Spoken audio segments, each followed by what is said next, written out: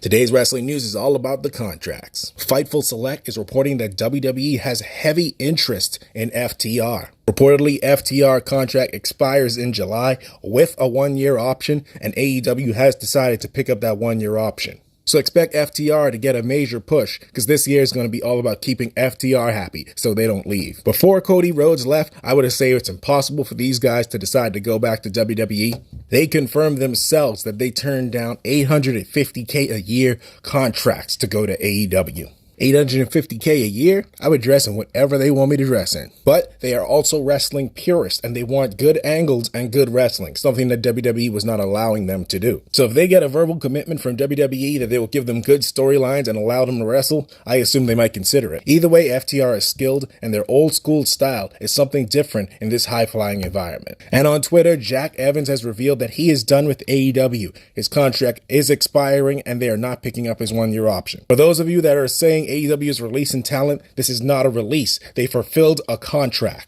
So it's not a shock and surprise out of nowhere. They have time to plan for their future. Jack Evans himself defended AEW on Twitter, saying that he was stagnant and he struggled to come up with storylines for himself. If you don't know, AEW does not have writers. Stars come up with what they want to do themselves and pitch it to Tony. And honestly, after this, AEW should probably hire one or two writers just for stars to bounce ideas off of. Because Jack Evans is skilled and he's amazing in the ring, and his partner Angelico is also amazing in the ring. No word yet on if they're keeping Angelico. And in other news, Dave Meltzer is reporting that the reason Bray Wyatt hasn't been signed to a company yet is because his price is way too high. Depending on how high it is, it might be worth it, because you can guarantee you're going to get your money back in merchandise alone. He's looking like he's missing wrestling, constantly replying to fans on Twitter and saying he wish he could come back. So maybe he lowers his price, or AEW's new TV deal is just around the corner in 2024.